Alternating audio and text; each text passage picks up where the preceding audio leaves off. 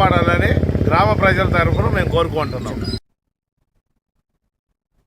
భీమిలి నియోజకవర్గం ఆర్ఎస్ఎస్ స్థాపించి 100 సంవత్సరాలు పూర్తి చేసుకున్న సందర్భంగా ఆర్ఎస్ఎస్ బెంగళూరు సంచాలకులు భాస్కర్ ముఖ్య అతిథిగా జెడ్పీటీసీ వెంకటప్పుడు ఆధ్వర్యంలో తాతినాయుడు సౌజన్యంతో విశ్వ హిందూ పరిషత్ సమక్షంలో రాసపోలమహమ్మ జంక్షన్ మీదుగా కృష్ణంరాజుపేట గ్రామం వరకు మాక్ డ్రిల్ ఘనంగా నిర్వహించారు. ఈ విషయంపై గాడు వెంకటప్పుడు స్పందిస్తూ సరిహద్దుల్లో జవాన్లు మాతృభూమి కోసం తమ ప్రాణాలు అర్పించి సేవలో ఉంటారో అదే రీతిలో భారతదేశంపై దేశభక్తి విషయంలో ఆర్ఎస్ఎస్ సేవకులు తమ వంతు పాత్ర పోషిస్తున్నారన్నారు.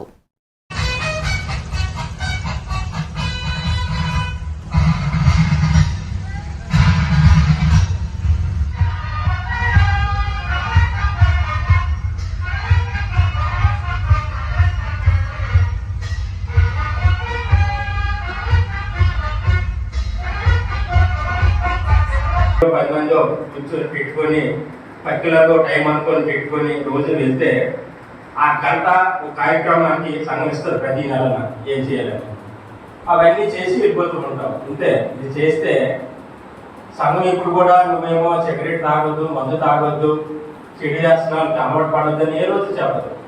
కానీ ఆ గంట వెళ్ళడం ద్వారా మనకే తెలియకుండా మంచి లక్షణాలు మనకు వృద్ధిస్తూ ఉంటాయి. మీకు ఒక మాట గర్వంగా చెప్పగలను, సంఘంలో ఉన్నటువంటి ఏ వ్యక్తికి కూడా వ్యసనాలు ఉండవు. ఇప్పుడు నేను 35 సంవత్సరాలుగా నేను మేము 35 సంవత్సరాలుగా ఉన్నాం సంఘంలో, అంతే మాకు ఏ వ్యసనాలు లేవు. ఎవరు టీ ఇస్తే అది కూడా తప్పదని తాగడం తప్ప టీ కూడా మాకు ఉండదు. అలా తాగొద్దని ఎవరు అమ్మలేదు, కానీ సంఘం చేసినటువంటి సంస్కారం.